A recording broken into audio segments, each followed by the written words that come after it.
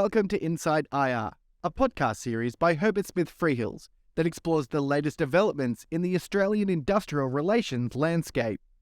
Hello and welcome to Inside IR, the Australian Industrial Relations podcast, the series that arms HR, IR and legal professionals with the latest industrial relations thinking.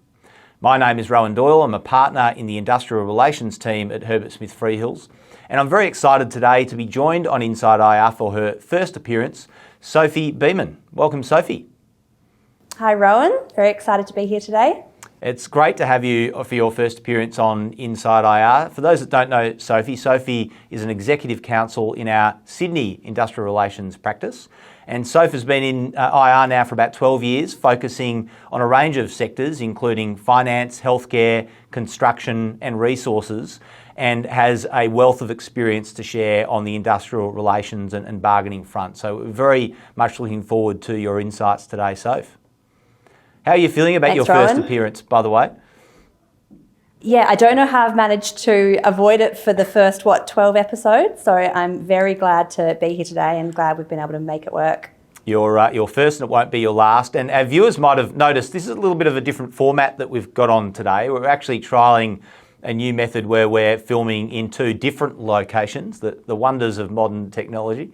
And so welcome any feedback that our viewers and listeners have on that new format. The backdrop behind me is not quite as exotic as previous episodes, and I think you're doing a bit better on that front, Soph. But anyway, we'll see how this one goes and we'll push through. Now, Soph, as you probably know, our first 11 episodes of Inside IR have been very much focused on IR reform. I think of those, about 10 of them have been on IR reform. And what that's meant is that we've been a little bit distracted. We haven't spent as much time as we otherwise might focusing on the BAU, the cases that are being handed down in the Fair Work Commission, in the federal courts. They're all still very much important. And as we know, to be good industrial relations practitioners, you really need to know the law like the back of your hand. You need to know these cases. You need to know the boundaries, because that's the only way you can really maximise the opportunities and reduce the threats that are presented through our IR system. So what we have done, Sophie, we've painstakingly reviewed all the cases that have been handed down since December 2022 up until June 2023.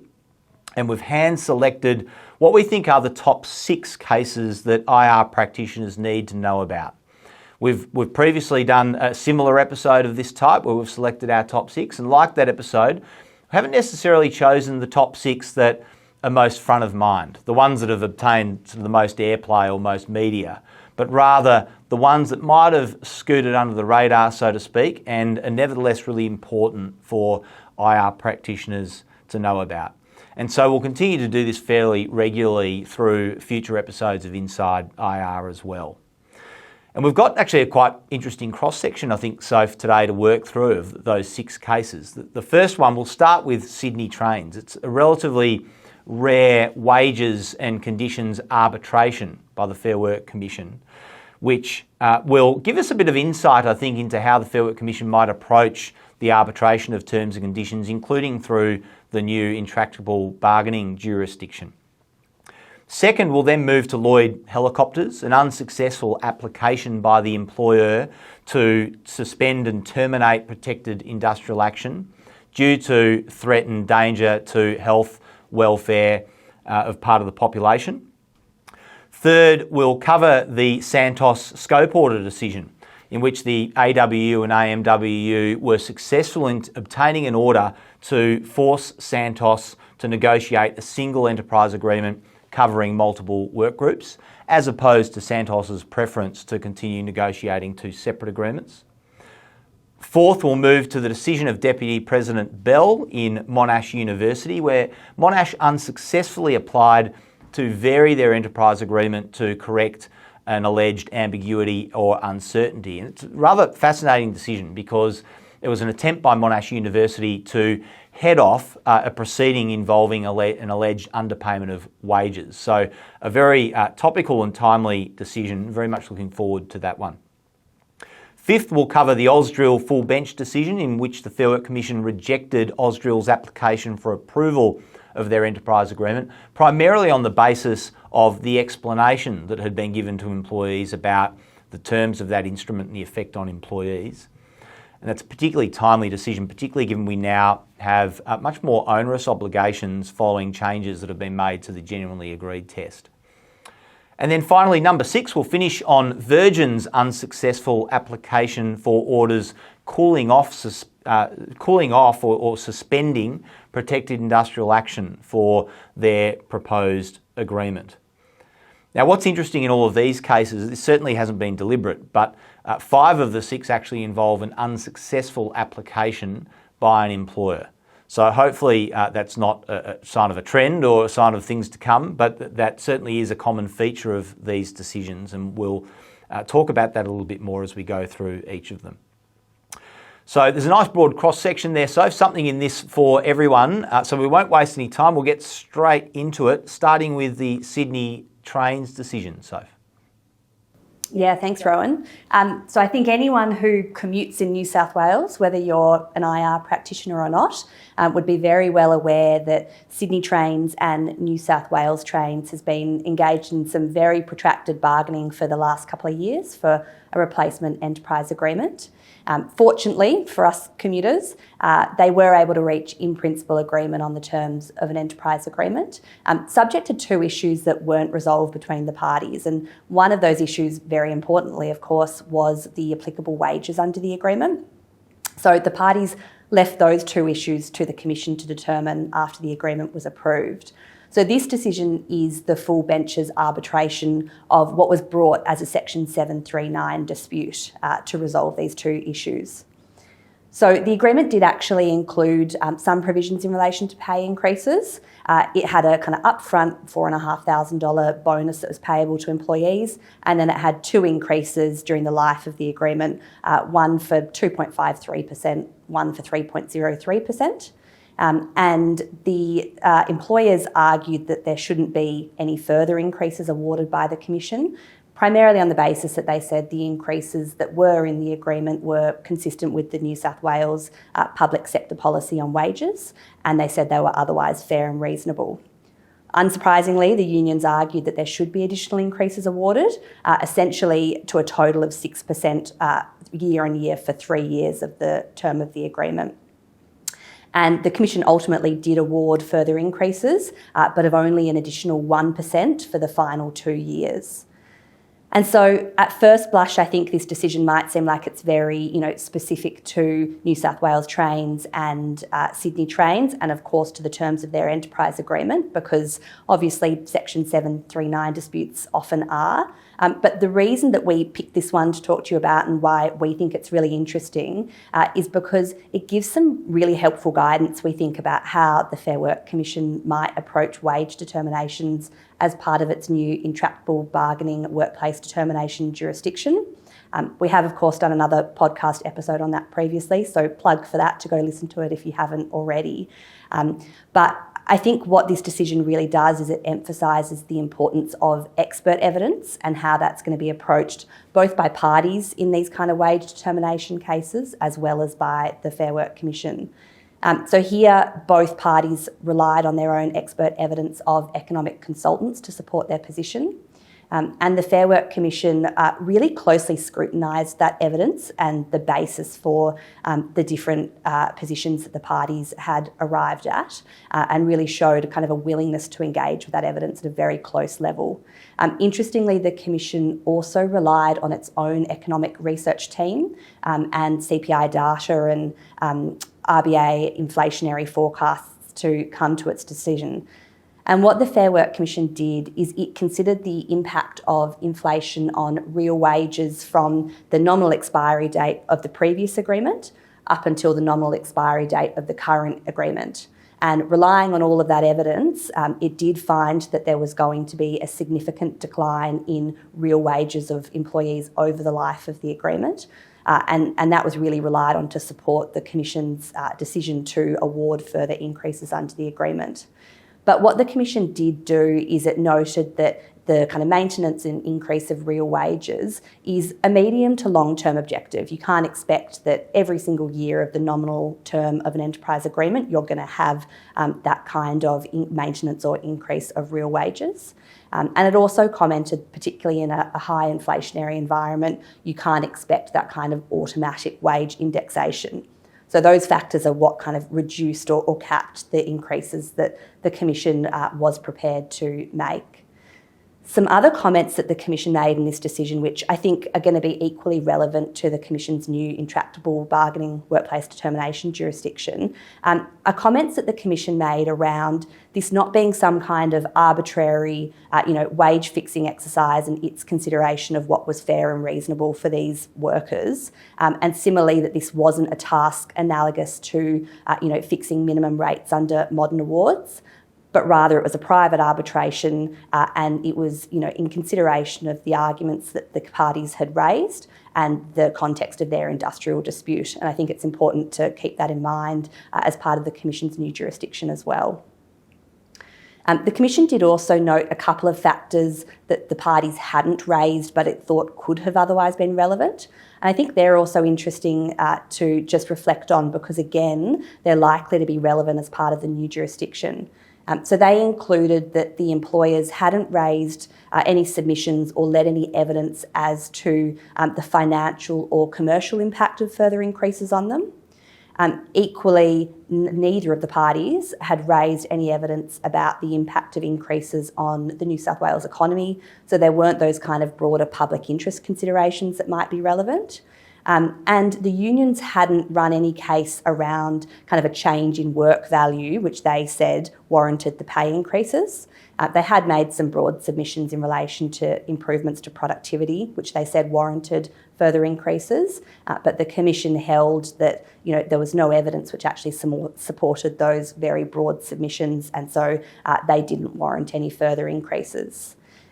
So I think this decision, until we get some decisions under the Commission's new jurisdiction, which hopefully we do get relatively soon, as I say, does provide some really helpful guidance as to how the Commission's going to approach that exercise. It's a very big warning, though, that reference to work value claims, though, Soph, isn't it? I mean, you'd expect unions to take note of that, and I wouldn't be surprised if we start seeing that allegation being made in the context of arbitrations on wages and conditions going forward, allegations that work value has shifted over time and some evidence led in support of that and in support of consequential wage increases as a result in changes to work value. So I think employers need to be very cognizant of that and prepared for those arguments. But I think the most fascinating aspect of this case, I think, and one of the important takeaways for employers is just the way in which this was utilised to resolve the bargaining process.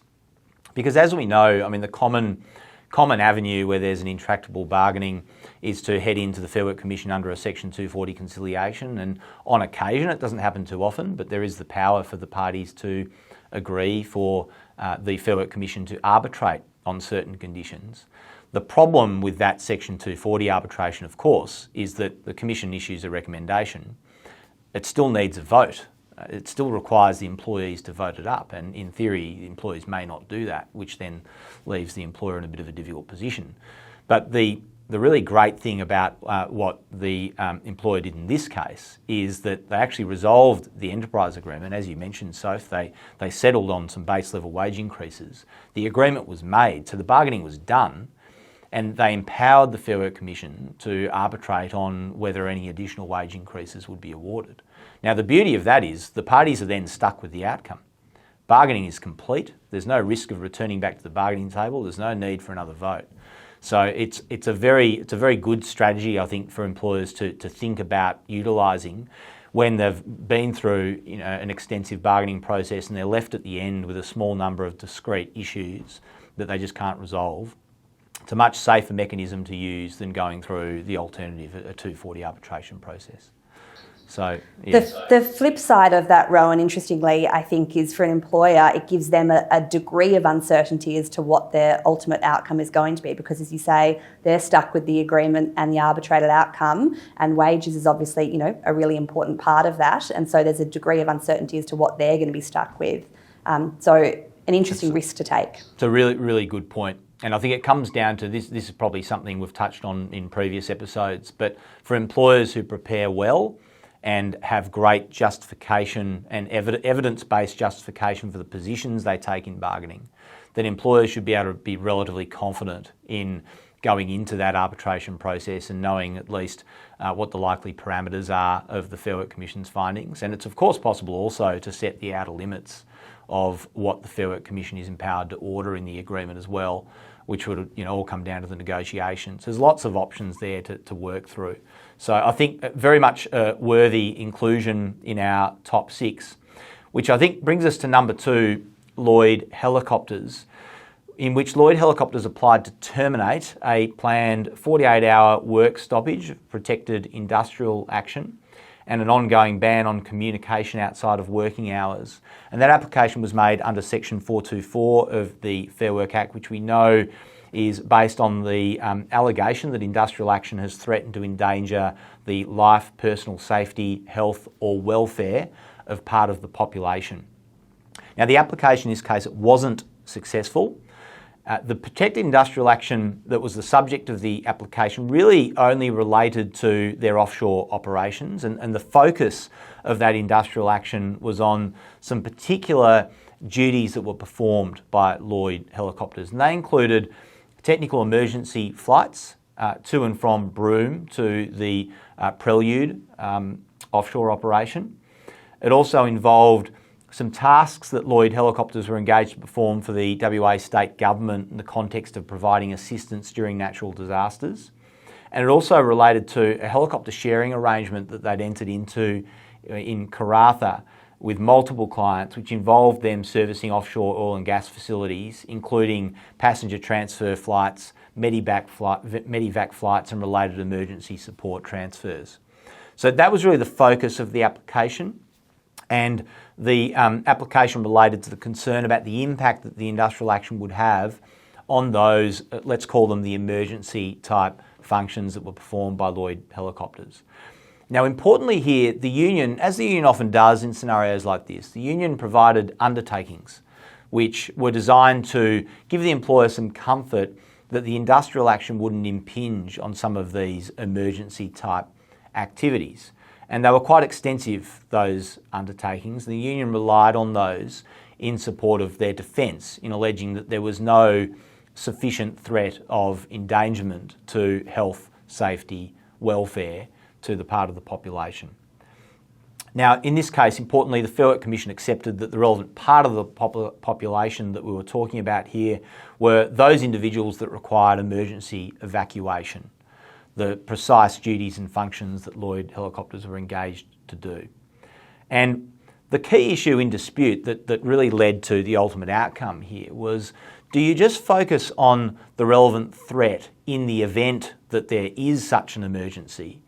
Or do you actually, in assessing whether there's a sufficient threat, do you actually have to factor in the fact that there may well not be such an emergency that arises during the period of the industrial action? Because as you can tell, how close that threat is will be very different depending on which of those two approaches you take. The employer, of course, said, no, you've got to focus on, let's assume that an emergency arises, and then based on that emergency, assess whether or not there's a sufficient threat of endangerment to life, health, safety. The union, on the other hand, said, no, you need to factor in the fact that there may well not be such an emergency arising in the first place. The Fair Work Commission decided that the correct approach was the latter. You needed to factor in the very fact that there may well not be an emergency in that time frame. But importantly, you also needed to factor in mitigation options that were available to the employer to reduce that threat, the danger to health, safety and welfare. And in this case, the Fair Work Commission found that there were quite a number of opportunities available to reduce the impact of the industrial action and reduce the risk of that threat. So whilst there was a possibility of that endangerment, it wasn't probable. And I think that really highlights the difficulties with applications like this. Employers need to be very confident in their evidence they're leading about how likely the threat to the endangerment to health, safety and welfare is. How close is that threat? How likely is it to occur? And evidence needs to be led about the lack of other alternatives to mitigate that threat. And that's really the missing piece in this application, and a big reason as to why Lloyd Helicopters was unsuccessful. The final point the Fair Commission noted, which is interesting, is that even if evidence fell the employer's way and the Commission was satisfied that there was a sufficiently probable threat to the endangerment of health, safety, life and welfare, then the Commission was more inclined to suspend the industrial action rather than terminate it. Now, we'll all know that the implications of terminating industrial action through an application like this is that it effectively ends the bargaining. It sets us on a path to a potential workplace determination, and it really removes a lot of the leverage that the employees and union would otherwise have had in embarking upon their industrial action campaign. And the Commission was very live to that. They said that bargaining was at a relatively early stage here, not much industrial action had been taken, and for that reason, to the extent there was such a threat to health, safety, life and welfare, then the appropriate course would be to suspend the action for a brief period to address the threat. And I think that's really important for employers to keep in mind too. This is not necessarily always going to be a way in which you're able to end the bargaining process and push it down a path of arbitration. In many cases, the more likely outcome is a temporary respite from that industrial action. So I think that leads us then to the next case, which might lean on you for, Soph, to give us an overview of, and that's the Santos scope order decision. Yeah, of course. And it's probably one a lot of you are maybe familiar with. It got a lot of kind of Workplace Express article headlines over the last few months. So here, Santos had commenced bargaining for 2 enterprise agreements, essentially one covering its downstream employees in a particular area and one covering its upstream employees in the same kind of area. And those employees at the time were covered by just one agreement covering both sets of employees or both groups of employees. And so the AWU and the AMWU applied for a scope order to consolidate those 2 bargaining streams and to bargain for an enterprise agreement which essentially mirrored the coverage of the existing agreement. So, of course, to make a scope order, as all of you know, the Commission has to be satisfied relevantly that making the order would promote the fair and efficient conduct of bargaining, amongst other things, and also that it would be reasonable in the circumstances. So one of the interesting legal points of this decision is that the parties had a different view as to the proper approach to that first test, the fair and efficient conduct of bargaining. So Santos argued that the Commission had to be satisfied that the order would promote both the fair and efficient conduct of bargaining, whereas the unions claimed that the current case law supported the position that the Commission only has to be satisfied of one of fair or efficient. Unfortunately for us, the Commission here decided that it wasn't a decisive point in this application and so didn't resolve this issue. So that's still potentially a live issue in scope order applications. As I said, the Commission didn't think it was decisive here because the Commission was satisfied that making the order would promote both the fair and efficient conduct of bargaining. And the Commission goes through kind of the various arguments and factors that all of the parties raised here. But I think what was most determinative in it making the decision that it would promote the fair and efficient conduct of bargaining was that it didn't give much weight to Santos's arguments in relation to the differences in kind of the operations and working arrangements of the 2 different employee groups or cohorts. And I think a big part of that was the Commission relying on the fact that the existing agreement covered both those groups and it had provisions which dealt with differences in working arrangements or operational differences between the 2. So was satisfied that a combined scope could address those issues. The Commission was also satisfied that previous rounds of bargaining with that combined scope were more efficient than the current bargaining. And I think another really important factor for the Commission was its view that the claims in both sets of bargaining were very similar, and the remaining claims for resolution were also quite similar and overlapped. And to the extent that there were differences in those claims, the Commission was satisfied that they could be dealt with as part of one agreement. So, as I say, ultimately the Commission rejected Santos's arguments in relation to there being differences between those two employee cohorts, which made it more fair and efficient to deal with them as part of two different scopes. The Commission was also satisfied that it would be reasonable in the circumstances to make the order. It held that even though it didn't have views directly of employees, it was satisfied that the union's views and representations and submissions made as part of the application did represent the views of employees. And importantly and interestingly, and Rohan, I know you've got some thoughts on this, the Commission made the comment in relation to reasonableness that the making of the order itself didn't materially impact Santos's ability to continue bargaining in good faith for a different scope of the agreement, so questioned kind of the practical limitations that making the order might place on Santos. So I think this decision really does emphasise the Commission's preparedness to make these kind of scope orders where there is disagreement between the parties, but I think most relevantly where the scope being sought reflects the scope of the current agreement and the difficulty an employer might have in resisting that kind of application if it's not able to establish to the Commission's satisfaction changes that might warrant a departure from that existing scope. Yeah, it's a good point, Soph. I think we still have a degree of uncertainty in the case law as to what the implications of a scope order are. We've previously commented on this in the context of the utilities management decision in previous episodes, and I think that uncertainty, I think, continues under this decision. It seems to leave the door open for an argument that no question that the employer can continue to pursue the negotiation for an alternate scope in tandem with the scope that set out the scope order. What's less clear is can the employer, without the agreement of the bargaining representatives, put that alternate scope to a vote? And there's no clear express statement in the legislation that says you can't do that. All it says is that if there is a scope order, then there's an additional factor that needs to be taken into account in the approval process, and that is whether approval of the agreement would be inconsistent with good faith bargaining. Now, it seems to me that it would be a decision rule, so to speak. The Fair Work Commission doesn't like decision rules to the extent that it said that a scope order automatically means that you are not complying with the good faith bargaining requirements by putting an agreement to vote that's inconsistent. But in any event, there's just some personal views on that issue. I'd expect to see some clarification of that through the Commission and the courts over time. But it also raises the question, so for scope orders, it's a question as to whether or not there's the capacity for the employer to actually try and defer the issue of scope in the negotiations such that it doesn't become a sticking point. I mean, often that's easier said than done, but in one sense, at least as a matter of theory, it's possible to say, look, let's actually just focus on the terms and conditions that apply to those work groups. Leave scope till the end. Let's see where we land on all these things. We'll manage the logistics around it and do that really efficiently so it's not an issue.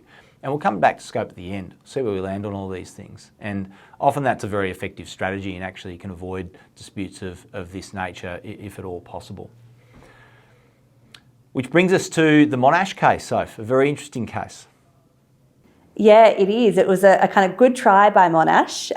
So this one was an application by Monash under Section 217 of the Act to vary their enterprise agreement to remove ambiguity or uncertainty in relation to some very complex clauses of their enterprise agreement, which I won't go into in detail, but really relating to what type of work or how work should be characterised and at what rate of pay it should be paid at.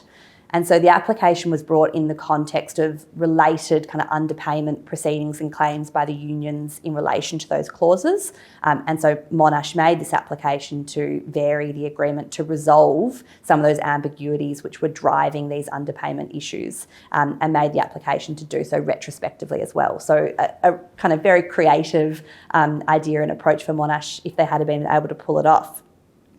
So the Commission approached the exercise of determining this application with reference to two steps. First of all, the kind of threshold jurisdictional issue of was there an ambiguity or uncertainty? And then if so, should they exercise their discretion to vary the agreement to resolve that?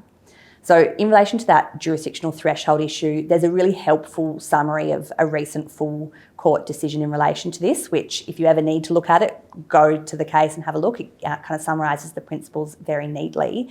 But essentially the takeaway by the Commission here was that's a really low bar. If you can show any degree of uncertainty in relation to how clauses operate, you're going to be able to meet that threshold issue. And so here the Commission was satisfied that there'd been some kind of valid arguments as to alternative contentions or interpretations that may be available of these clauses, and that there was an arguable case in relation to those different contentions, and that was sufficient to meet that jurisdictional threshold. So the Commission then turned itself to a consideration of, well, should it exercise its discretion to vary to resolve those ambiguities or uncertainties? And the Commission made some interesting comments around, given that very low jurisdictional bar as the first step, it really emphasises kind of the sensitivities in exercising the discretion to actually vary, given how low that threshold bar is to get in there. And ultimately, the Commission wasn't satisfied that it should exercise its discretion here. So it said in making that finding that, it's not necessarily a requirement to show a common intention of the parties as to an alternative interpretation or wording of the clause in order to exercise that discretion. But if you're not able to show that common intention, then it's going to be kind of very rare circumstances that you're going to be able to get the Commission to exercise its discretion. So here the Commission held that if it did exercise its jurisdiction, it was going to either disadvantage or benefit the employees or the employer, depending on which way it went, without any kind of sensible parameters as to why it should be having that impact, because they weren't able to show that common intention. And the Commission made some comments around, even though it has the power to make that order retrospectively, if it was going to be exercising the power retrospectively, then it was going to be even more difficult to convince the Commission to exercise its discretion, particularly where there was no evidence as to common intention. So I think this decision is interesting because although the Commission leaves open the door to exercise the discretion to vary where you can't show a common intention, it seems like it would be a very rare circumstance where the Commission would be prepared to, and it's difficult to see what that might be, particularly where the order is going to operate retrospectively. And it's also an interesting read because the Commission makes some comments in relation to the difficulty in actually showing common intention as part of the bargaining process. And it's made those comments in the context of this Section 217 application. But I think those comments are equally relevant to a consideration of what circumstances can you consider extrinsic materials as part of interpreting an enterprise agreement where there is ambiguity.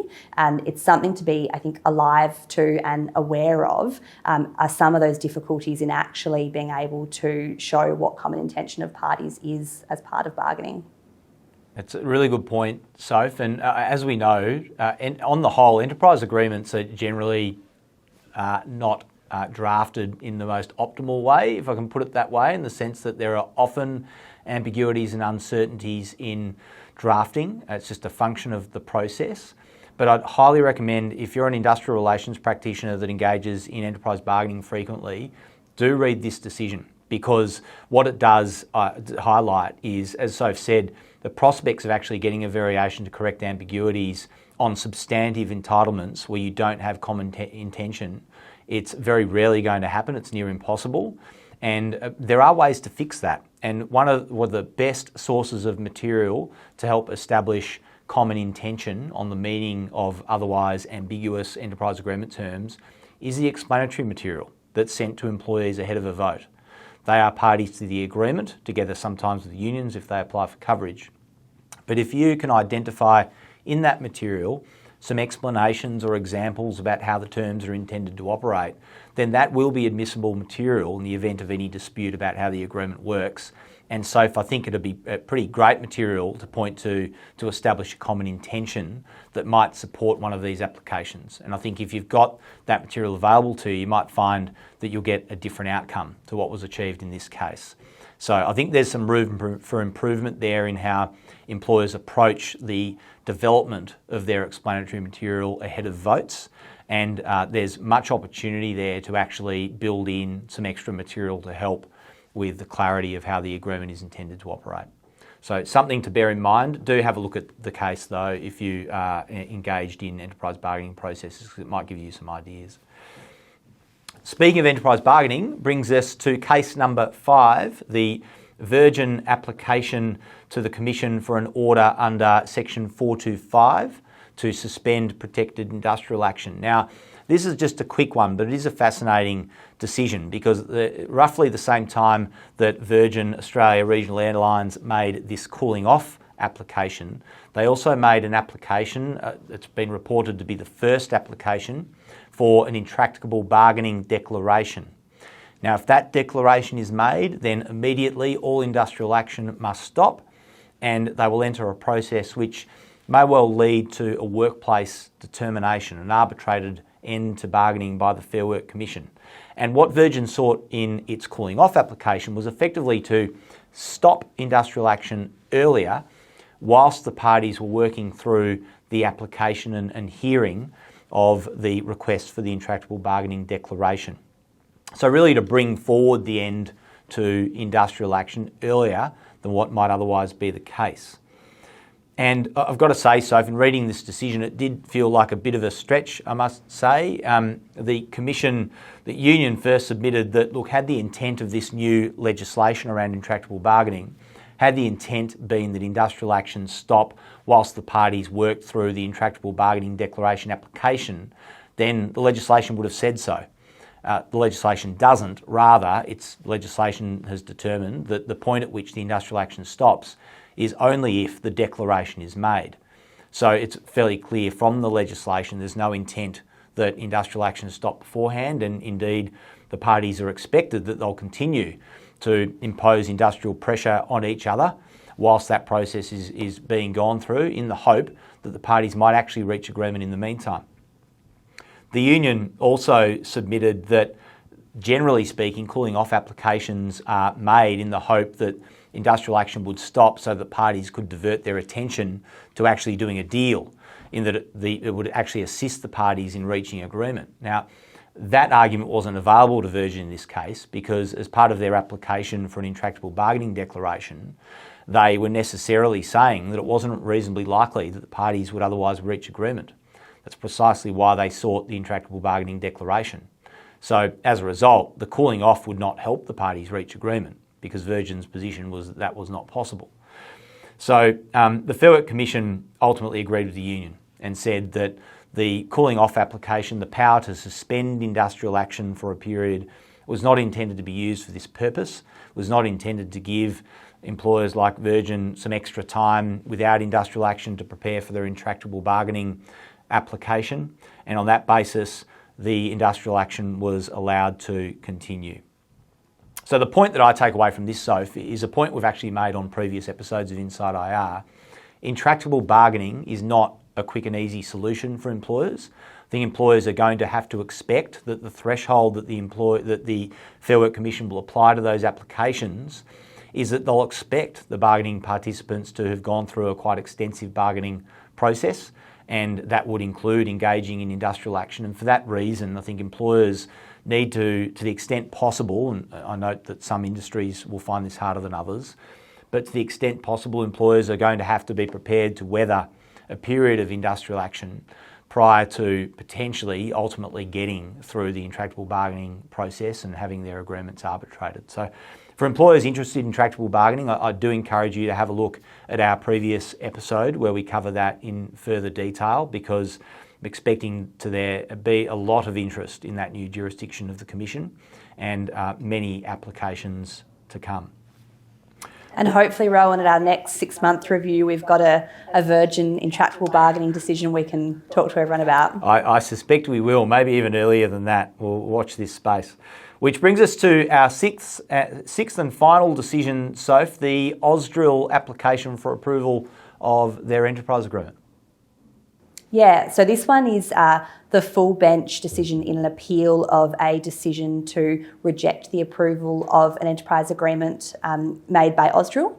So it was an enterprise agreement which covered their employees in black coal mining operations. So the relevant employees covered by the proposed agreement were all covered by the Black Coal Award, but then they fell into 3 different categories or cohorts depending on the rest of their industrial instrument coverage and application. So the first category of employees, the award also applied to them. The second category of employees, the award applied to them, but they also had contracts of employment which incorporated the terms of an old enterprise agreement, which would continue to apply to them. And then there was a third category of employees who the old enterprise agreement actually applied to them as a matter of law, and then they had contracts of employment which incorporated those terms as well. And at first instance, the Commission had rejected the approval of the enterprise agreement. And the reason for that is that as part of the explanation of terms and effect to employees prior to the vote, Ausdrill had explained that employees' current terms and conditions were sourced either from the Black Coal Award or from this old enterprise agreement. And the Commission, which was upheld by the full bench, held that that was incorrect in relation to that second category of employees. So the employees who I mentioned where the Black Coal Award applied to them, and then they had contracts of employment which also incorporated the terms of this old enterprise agreement. And that's because for that category of employees, their current terms and conditions were sourced both from the Black Coal Award and from this old enterprise agreement. And so the full bench, as I mentioned, upheld the rejection of the agreement. And the reason for that is that the Commission found that Ausdrill had failed to take all reasonable steps to explain the terms of the agreement. And that's because it failed to provide accurate information to employees in that category too concerning their current applicable terms and conditions. So by not telling those employees that had the contracts of employment which incorporated the old agreement that they were currently entitled to the award conditions, they were not put in a position where they could then make an informed choice about the proposed agreement because they weren't given accurate information around their current terms and conditions. So I think this decision, emphasises obviously the importance of understanding the industrial arrangements that are applicable to employees, which can often be complex depending on the interaction of multiple instruments. And I think that's only going to become more important given the Commission's statement of principles on genuine agreement, because that statement expressly says that the explanation needs to include, at a minimum, explaining to employees how the proposed agreement is going to alter their existing minimum entitlements and other terms and conditions of employment, which wouldn't have been met in this case. And then also the statement of principles includes guidance that this requirement isn't going to be met, generally won't be satisfied, if the employer makes an incorrect representation or misleads employees about a significant term of a proposed agreement or its effect. So I think there might only be kind of closer scrutiny in relation to how an employer explains the current terms and conditions of employment to their employees prior to the vote. Another reason to have a very close eye to your explanatory material that's delivered to employers ahead of the vote, Soph. It's often a very fertile ground for union challenge in these applications, as we all know. So there we have it, our views on the top 6 cases since December 22 to June 2023 that IR practitioners need to know but might have missed. As always, we'd love to hear feedback on Inside IR, including on this new method of filming. Happy to take feedback on that. Please comment or direct message on LinkedIn or send us an email to insideir@hsf.com. Otherwise, thank you for joining us and we look forward to seeing you on the next episode of Inside IR.